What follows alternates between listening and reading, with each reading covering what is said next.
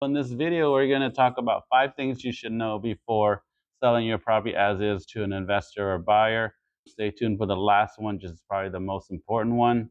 My name is Seng, and I'm a local real estate agent. Our team specializes in probate, and we have helped many executives, administrators get their properties sold. And also, we have purchased some properties from an administrator and executive like yourself.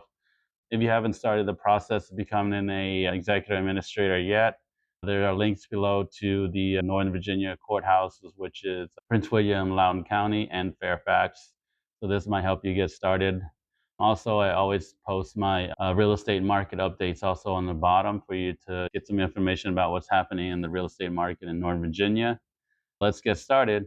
Number one, before selling as is property to investor or buyer, you should always get multiple investors and buyer to come look at the house and have multiple offers. That way you set yourself up to see what is the best outcome and see which one is going to give you the best condition and the best term and the best price.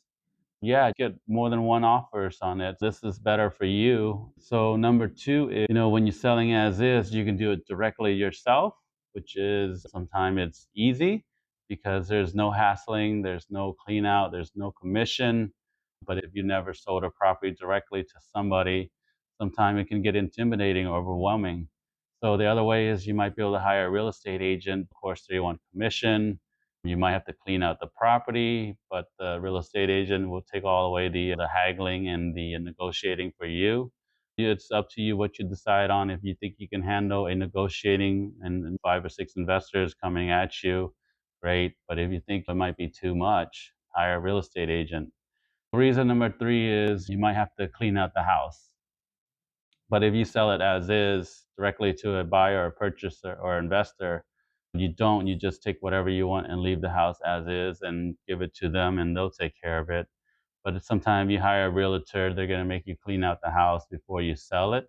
So that way it looks more presentable. Just no matter which way you decide to go. I'm just sharing this. So number four is it's always good to know what kind of investor or buyer you're looking at or talking to. Number one is you're looking at a home purchaser who wants a discount in buying your house because they want to maybe renovate and do the work themselves. Of course, you're going to get a little bit more because they're just looking for a little discount. Another buyer or purchase or investor is a buy and hold investor. So they just like to buy and get the house at a discount and get maybe some passive income, tax deductions, and also the appreciation on the property. So those guys, they'll pay a little bit more for getting a buy and hold property. So that's an investor number two. Investor number three is the flippers or the rehabbers. And these guys, they're looking to buy the house at a discount, but they're looking to get a margin. And when they buy it, renovate it, and resell it, and they're looking to get margin. So they usually go around anywhere from 65% to 75% of the value. So a number four investor is called a wholesaler. A wholesaler is someone who just gets to sign a contract. This is how much you're going to get. And then they're going to add their margin and flip it to another investor or another purchaser. And they don't really do anything. And these guys, they're okay, but I think they go lower than sometimes 60% or 70% just because they have to add their margin and they're just flipping the contract. They're not doing much.